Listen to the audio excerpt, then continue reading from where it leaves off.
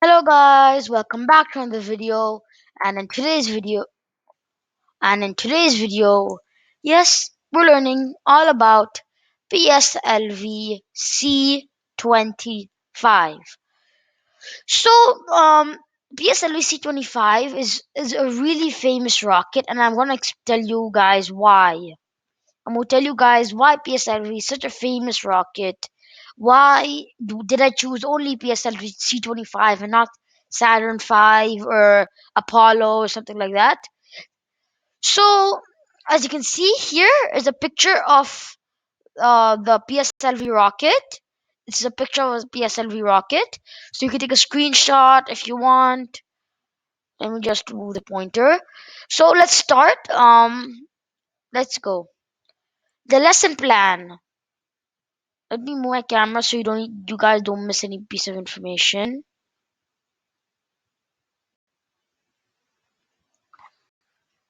Okay, that's good. So what is PSLV lesson plan? First, we're gonna learn what is PSLV C25. Was the mission a success or a failure? What was the payload? Why is it so famous? Statistics, picture gallery, sources, and the end.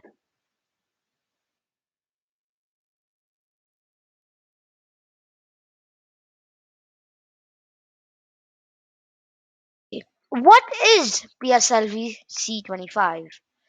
PSLV C25 mission was programmed for the launch of the Mars Orbiter mission spacecraft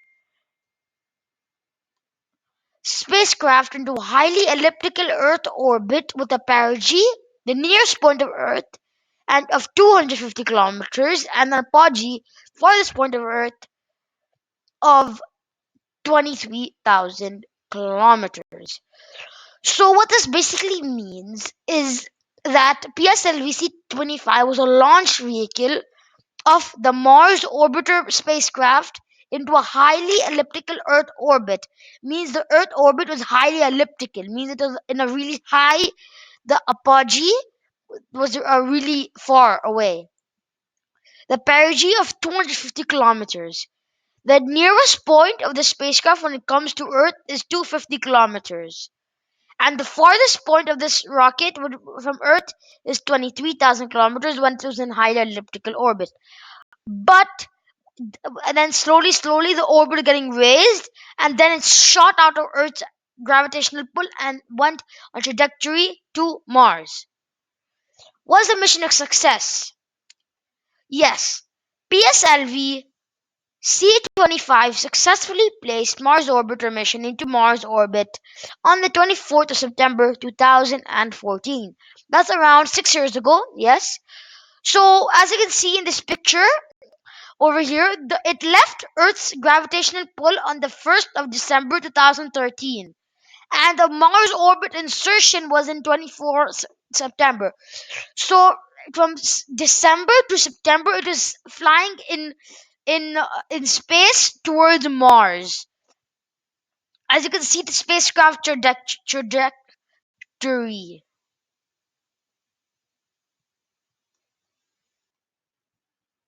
So, as I was saying, the departure was on the 1st of December 2013, and at 7 months, yeah, this 9 months, I mean, it got that 9 months it was traveling in space towards Mars.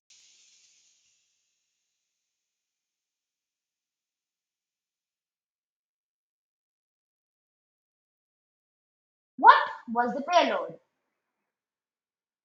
The payload of PSLV C25 was a satellite Mars orbiter mission.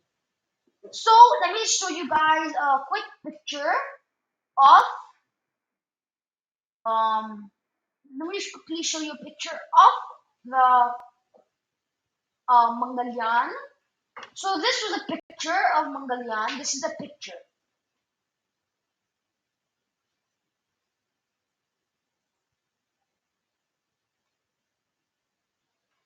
So getting into Martian orbit, and now I'm going to explain this diagram which I have over here.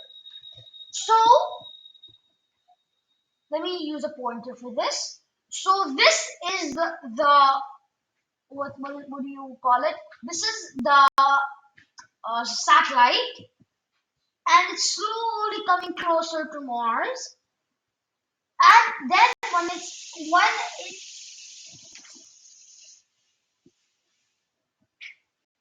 so when it is in Martian orbit, the thrusters it fires to realign the orbit to enter Mars orbit. If it doesn't do that, it's just gonna go back to Earth.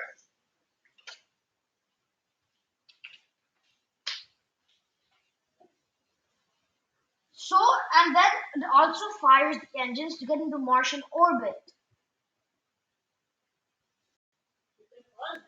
In a shot, so the next step is because of the Mars Sun Earth geometry, the orbit insertion distance.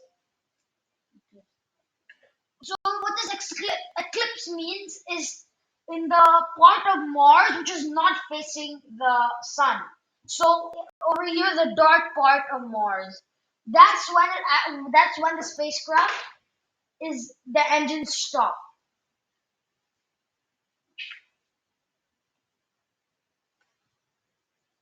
So next, the engines fire. So at the moment, the Mangalyaan is traveling really fast, and it's too fast.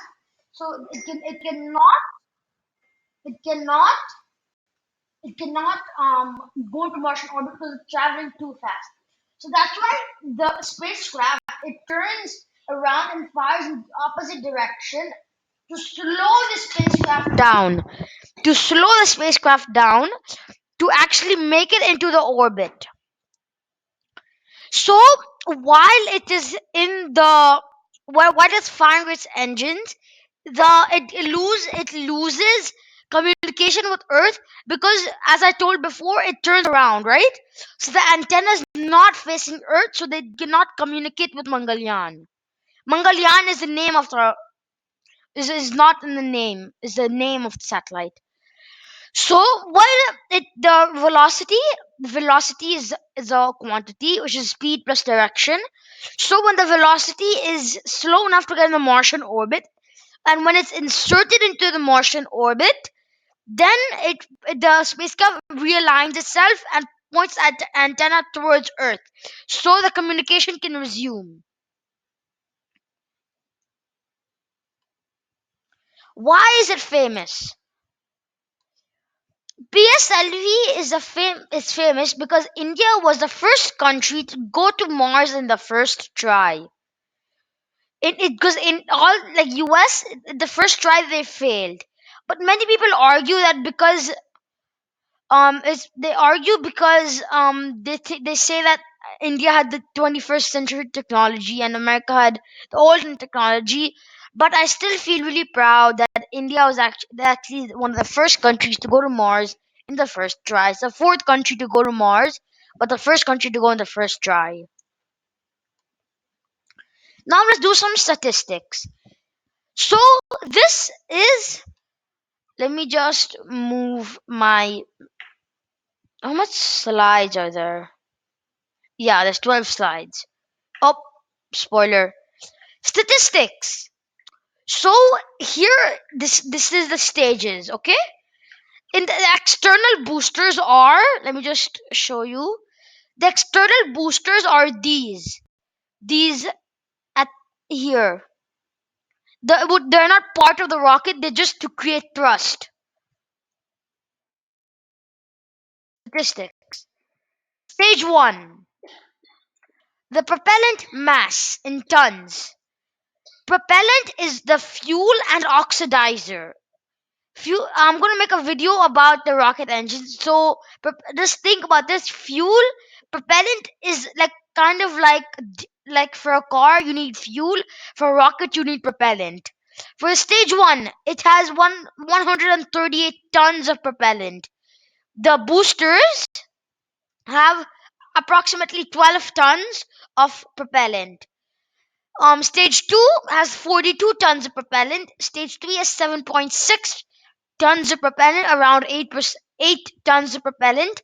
Stage 4 has 3 tons of propellant, approximate.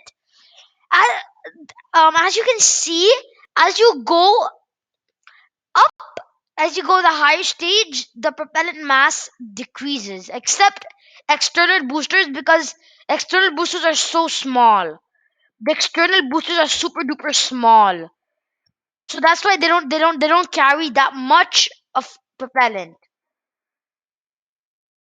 So because the actual spacecraft is so small, it's really small compared to this such a big rocket.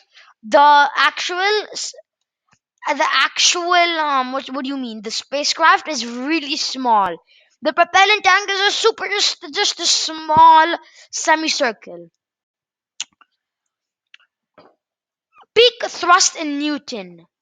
So the stage one, it's really big as I already told. That's what creates it needs a lot of thrust to actually lift the rocket. So it has 4,800 newtons of thrust. The external boosters add another 708 newtons of thrust, which brings the total thrust to 5518. At launch, the approximate amount of thrust is 5518 newtons of thrust. Stage 2 has around approximately 800 newtons of thrust. The stage 3 has around 250 newtons of thrust, and stage 4 it is what do you mean? It is the engines are fired twice, and each time they're fired, they release 7.3 newtons of thrust, or around 7 newtons of thrust. You don't need that much because this the engine is just normally it's just there just to make some orbit corrections and just to reduce the velocity. Burn time. The burn time. So stage 1 burns for approximately 103 seconds. That's approximately 2 minutes. That's just a little bit short of 2 minutes. External boosters, they fire for 50 seconds and then they detach. Stage two, it approximately goes for 2.5 minutes and 148 seconds. Stage three fires for 112 seconds. That's approximately 2 minutes. Stage four, it's for 525 seconds. That's approximately 8 minutes. So stage four, it for the burn time, it's really a long. It's long because it needs to reduce the velocity a lot. That's why you need a lot of thrust, but you need not that much fuel. So the diameter of the stage. Diameter is not that important, so I'm gonna say it, but it's not that important. These three are pretty important, but the last two are not that important. But I'm gonna still say that. Stage one has a diameter of 2.8 meters. Diameter in meters, it's in meters. External booster is 1 meter in diameter. Stage two is 2.8, same, because these are still stage one and two are still one part. This is stage one, and this is stage one. This is stage one, and this is stage two. They're both the same. They're still one rocket, but they're two different stages. But as you can see here, the diameter is a bit bigger. And if you see in the chart, the diameter does change. Stage three, the diameter does change.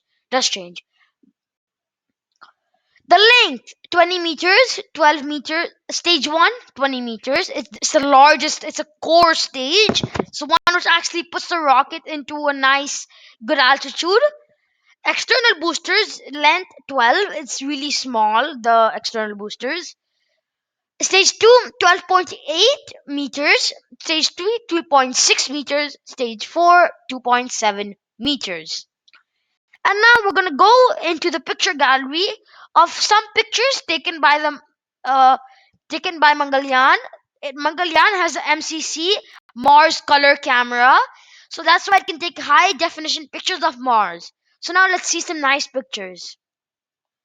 So this is a picture of what this is a picture of the craters on Mars, and this was when Mangalyaan was traveling farther away from Mars. It was going towards its apogee. That's when the velocity is getting less, so it can take nice and clear pictures. So this is a crater. Okay, this is a famous crater called Bausen, and this, I think that it's a pretty famous place because it's one of the they think that they're gonna land here in future Mars manned missions. And this is just a nice. This is just showing the detailed craters. This is when Mars. This is when Mangalyaan was at its perigee, the closest point to Mars. It was around that much. That's what you could see the surface of Mars. This is, I think, it was the Mangalyaan was a bit higher from the surface than this picture, because you can actually see the details, the crust, the lines. So this is a picture of Olympus Mons. Olympus Mons is the highest mountain in the solar system. It is almost as big as America, and as tall. It's almost as tall, like 10 times Mount Everest height, and it's as big as America. This what this is as big as America, and you can see it's on a. This is a picture of Mars. On that red box is where Olympus Mons is, and it's so tall that you can see the clouds from it. Even on Mount Everest, but this the clouds is like at the bottom of this. Literally, that's how tall it is. So now, this is just my sources which I used. I'm not gonna explain them because I don't think I need to. So, guys, as we're nearing the end of this presentation, um, please subscribe to my channel and like the video. I hope you enjoyed all about Mangalyaan, and it took me a long time to make this presentation. Thank you very much, and bye bye.